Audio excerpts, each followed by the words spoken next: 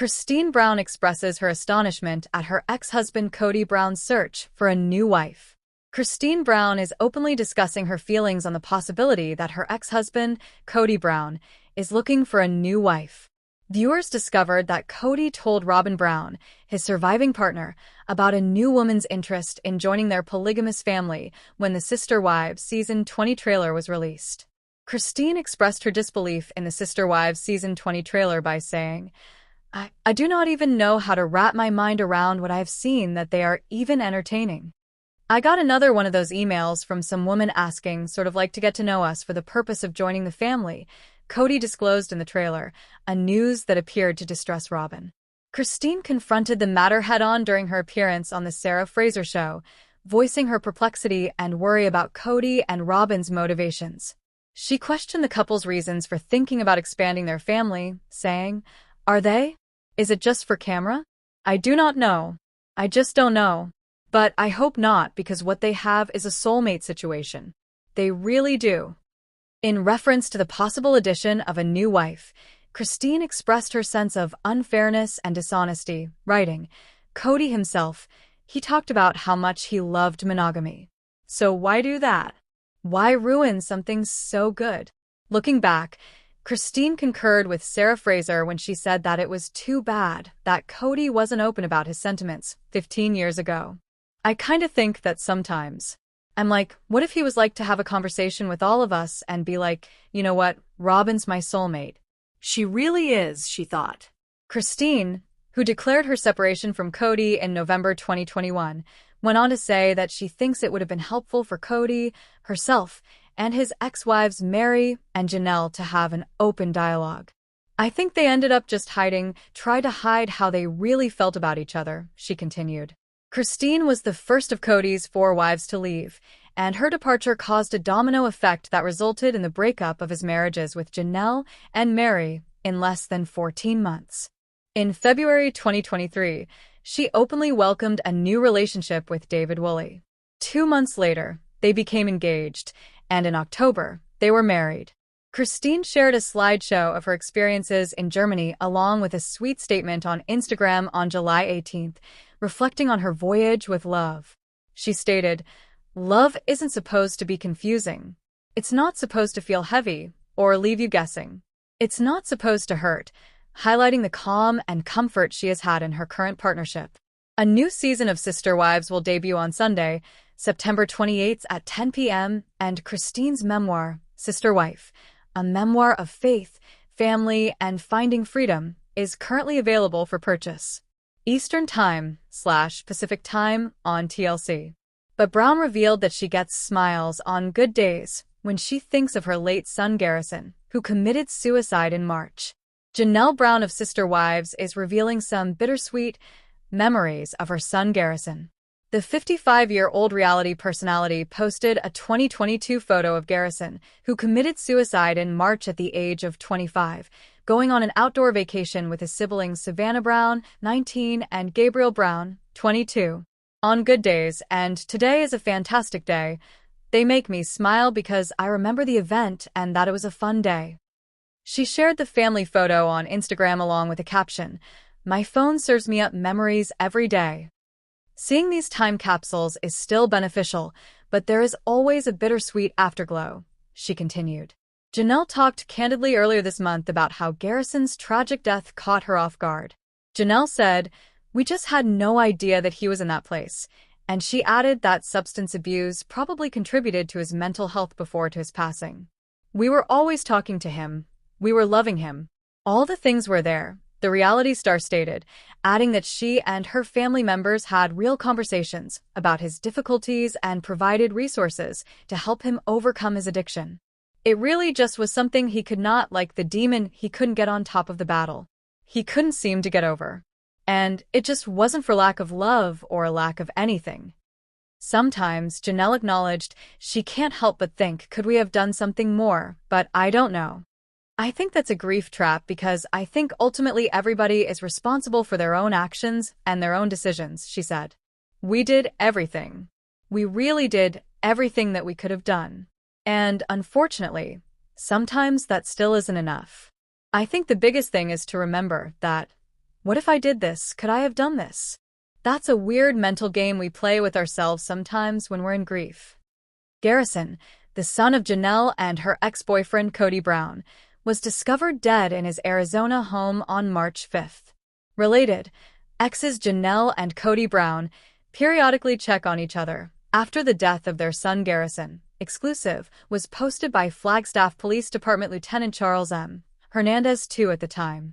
Janelle and Kody responded to the news on their individual Instagram profiles with a united message shortly after his passing.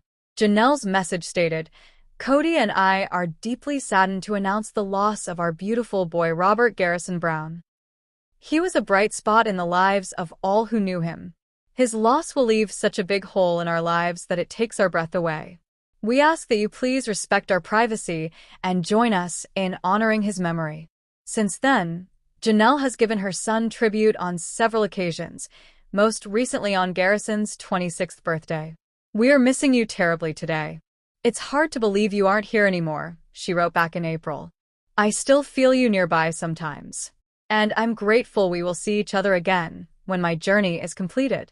Please call the 988 Suicide and Crisis Lifeline at 988. Text STRENGTH to the crisis text line at 741741 or visit 988lifeline.org if you or someone you know is contemplating suicide. If you or someone you know is experiencing substance abuse, please call 1-800-662 HELP, the SAMHSA helpline. But Savannah, the youngest daughter of Janelle and Kody, was graduating from high school, thus there was a rare moment of celebration at the beginning of the episode. As Janelle meticulously put Savannah's cap and gown out on her bed, her voice quivering with pride and grief, cameras accompanied the family. In a confessional, Janelle stated, "She's my last one at home, and I want her day to be perfect." However, perfection is rare in this family. As the invitations were sent out, tension grew. All the wives, ex-wives, and kids had received invitations from Janelle. However, the issue of whether Kody would arrive remained. Janelle acknowledged that it had been weeks since they had communicated. She groaned, "I don't know if he'll put aside the drama, but Savannah deserves her dad there." Now happily remarried and living with David, Christine was prepared to go and support Savannah with a loud cheer. She chuckled throughout the interview, saying, "I'll scream louder than anyone else if Savannah walks across that stage." Mary also promised to attend, despite her apparent anxiety about the awkwardness of being around Robyn and Kody once more. She deserves all the love today. Although there were bright skies on the day of graduation, the Browns experienced emotional storm clouds. Janelle sat in the audience with Christine, her children, and a few others. Mary slipped into the row after arriving in silence and giving Savannah a sincere embrace. Whether Kody and Robyn would show there was the main source of tension. Their seats were initially vacant. And then, 15 minutes prior to the wedding, Kody showed up, briskly entering with Robyn at his side. The energy changed suddenly as the cameras captured Janelle's face tensing up as she whispered to herself, "Of course, last minute. Tell him not to make this about him." Savannah texted her mother while she and her classmates were waiting backstage. The crowd erupted when Savannah's name was called. Christine and Janelle jumped up, cheering and clapping. Mary dabbed at her tears. Robyn even got up to cheer. However, Kody, with a courteous, nearly rigid clap, he hastily sat down again. Savannah's smile wavered for a brief moment as she left the stage, and viewers noticed the faint wince on her face. The post-graduation supper was where the true drama broke out. With balloons and a large cake, Janelle threw a party in her backyard. The room was filled with laughter from Christine and her children, but Savannah retreated when Kody attempted to give her a fatherly embrace. Despite being overheard by microphones, she said softly, "You weren't really here for me this year." There was silence at the table. "He's here now, Savannah," Robyn said in an attempt to defuse the situation, but the girl spat, "I needed him then, not now." Janelle broke down during her confessional. This ought to have been about Savannah's accomplishment, but Kody simply no longer knows how to give his children his whole attention. As her mother, it pains me to see her deal with that fact on a day that ought to have been filled with joy. But Christine thought differently. To be honest, "Savannah is stronger than all of this," she said to producers while holding a dish of cake. She is now realizing that her value is independent of her father's presence. She has a large following of devoted followers. In front of her mother and brothers, Savannah blew out the candles on her cake as the episode came to a conclusion, beaming broadly. Kody and Robyn stayed in the corner, feeling lonely and uneasy. For the Browns, milestones are never just milestones. They're battlefields for loyalty, love, and healing, the narrator said. But on a clear fall morning in Flagstaff, the cameras turn on. A gentle wind carries the aroma of pine through the air as leaves rustle in amber and gold hues. Meri Brown is wearing a dark green jacket that seems to reflect the changing season as she stands outside Lizzie's Heritage Inn, her bed and breakfast. The theme of this episode, Meri's symbolic step forward, is choices, small but significant ones that signal a sea change. Inside, she's getting ready for something out of the ordinary, a formal event to which she has invited just a select group of close friends and family members. The complex dynamics between the women and Kody's lack of interest have eclipsed Meri for years. Now, however, in season 19, she wishes to write her own story. The symbolic stride forward is personal closure rather than a legal or romantic move. There is a sense of expectation as the visitors come. Christine arrives early, beaming with joy from her new marriage. Sensing that Meri's ritual would evoke her own emotions around letting go of Kody, Janelle also shows up, encouraging but obviously distraught. Even Robyn, who initially hesitates, enters the room subtly anxious about the potential consequences of this move for the broken family. Meri calls everyone to the garden, where she has set an antique wooden box on a white cloth-draped table. She removes objects one by one, including a journal from her early years of polygamy, a picture of her wedding day with Kody, and a small key that represents the home she left behind in Las Vegas. She clarifies that these are mementos of a life she no longer needs to hold on to, but once treasured. Meri lights a little lantern, and that's when everyone stops talking. She puts the things into the box, locks it, and closes the lid rather than burning them. She then brings it to a prepared spot of ground with calm movements. She merely touches on it enough to demonstrate that it is a part of the past, not completely forgotten but changed. "I'm not walking away from who I was," she says clearly. "All I'm doing is moving toward my identity." The others look on, some proud, some crying. Christine gives her a firm hug while muttering that she recognizes the courage required. Janelle gives a silent nod of agreement. Unusually sensitive, Robyn acknowledges, "I didn't realize how much you needed this." Kody responds in his own manner in a cutaway interview. "Meri's always making these big gestures," he murmurs, his arms crossed and his gaze focused. However, his tone conveys uneasiness. Perhaps he even feels the gravity of what she did. Symbolic does not imply real. As the sun sets and Meri's figure is framed against the orange sky, the episode ends with her making her way back toward her inn. She appears free for the first time in years. Although the symbolic advancement is subtle and primarily internal, it is sufficient to usher in a new era. The words, "Sometimes the heaviest doors open with the smallest keys," then emerge as the screen fades. But with a peaceful morning sun peeking through the curtains, Meri was sitting in her Flagstaff home when the episode began. Something about the scene felt lighter. She was finally able to relax without the emotional chess game with the other wives or the continual pull of Kody's emotions. However, this was about reinventing her entire life, not simply finding calm. Meri said in the confessional that it had not been simple to adapt to her new way of life. Being a wife in a multi-family household was central to her identity for many years. She now had to deal with long periods of stillness, work travel, and alone dinners. She whispered, "It feels liberating sometimes, and other times I feel like I'm standing on the edge of a cliff and don't know how to fly." Meri poured herself into her bed and breakfast in Utah to give her day's structure. As she drove up the twisting roads to Lizzie's Heritage Inn, the cameras followed her, and she spoke in a voiceover that the inn had evolved into more than just a business. She poured her energy there and regained her confidence, and it served as her anchor. She was enthusiastically welcomed by guests who praised her as inspirational and courageous. Those words seemed true for the first time in years, and they didn't hurt. At a family cookout, Robyn and Kody were seen talking over Mary's absence.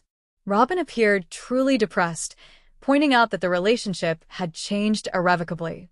She remarked, "It's like there's this hole where Mary used to be," but Kody dismissed it, muttering that Mary chose her path. Their divergent viewpoints highlighted how far Mary had come from need Kody's approval. Mary's audacious decision to join a local women's hiking group was the episode's high point. Uneasy but resolute, she put on her boots and ascended a steep path beside women who knew her only as Mary and not as Kody's wife. They celebrated reaching the summit, laughed, and shared refreshments. Mary looked at the horizon with a mixture of excitement and tiredness as the camera lingered on her face. "This is the first time in a long time that I've felt like me," she said, grinning through tears in the confessional. She later FaceTimed Leon, who urged her to continue trying new things. "You don't have to fit into a mold anymore," Leon said to her during their gentle talk. Mary nodded, clearly moved by the realization that she had already started to change. "Just live your life." The final scene was subdued yet impactful, Mary cooking dinner by herself in her kitchen while setting a candle on the table. She took her first bite after sitting and muttering a brief prayer of thanks. The larger theme, that adjustment was about rebirth rather than merely loss, was alluded to in the narration. As the credits rolled, viewers were left with the feeling that Mary's narrative was only getting started rather than coming to a close. But determined to make her wedding to David a celebration of liberation, happiness, and new beginnings, Christine had been active for weeks. She looked for the ideal location every weekend by seeing locations throughout Utah, including mountain resorts, exquisite gardens, and rural barns. She desired a place that represented a fresh start, and not just a place with memories. She finally entered a brightly illuminated resort nestled against the Wasatch Mountains on a Saturday morning. The large windows provided expansive views of the valleys below, and the air was infused with the aroma of pine. "This feels like home," Christine muttered, closing her eyes and taking deep breaths.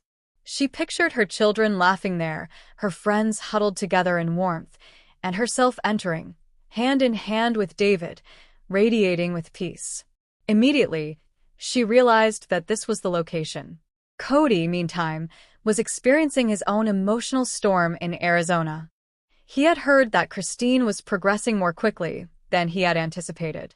He had initially brushed it off, assuring everyone that Christine wouldn't actually carry out such a public wedding. However, he knew he couldn't continue to tell the same old story now that she had found a venue. Kody attempted to clarify his version of events on video.